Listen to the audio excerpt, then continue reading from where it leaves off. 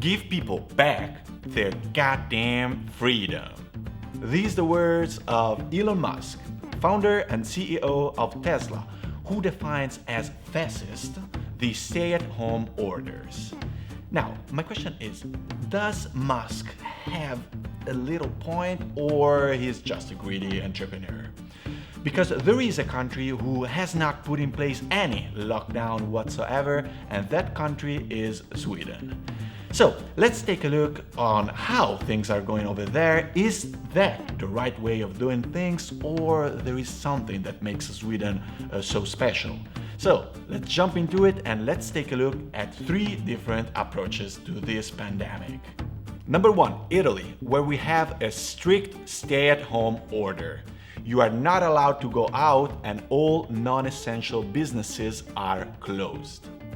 Then we have the United States with what I would call a variable stay-at-home, where each state has the freedom of applying stronger or lighter measures. And in general, you are allowed to go out. And finally, we have Sweden, where no lockdown is imposed, all businesses and schools are opened, and travel restriction is strongly suggested but not imposed. Thanks to these measures, the impact of COVID-19 on the Swedish economy is expected to be lighter.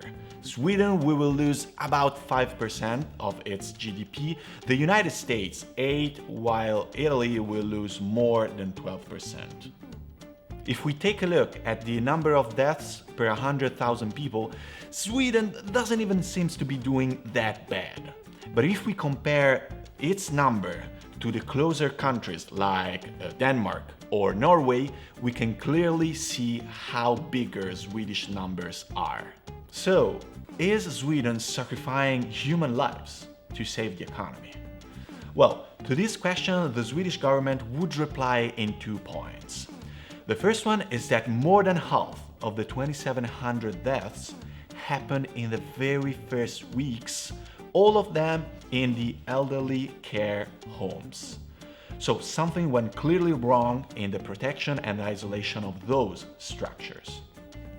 The second point is that eventually all of the other countries will have to reopen, and when they will probably experience some increase in the infection, so we don't know what the final balance will look like. Sustainability, that's the key word for Sweden. To create a situation that is sustainable on the long run, and definitely a very dramatic lockdown, it's not sustainable.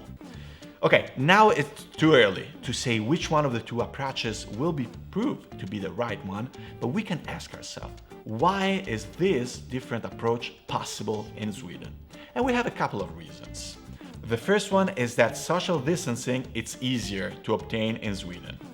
More than half of households live alone, and Sweden is the country in Europe with the highest rate of smart work.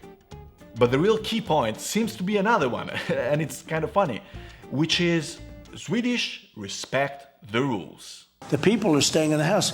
The Prime Minister doesn't have to say in Sweden, stay in your house. The people stay there automatically. I hear this thing so many times. This approach, it's only possible in Sweden because there people are different.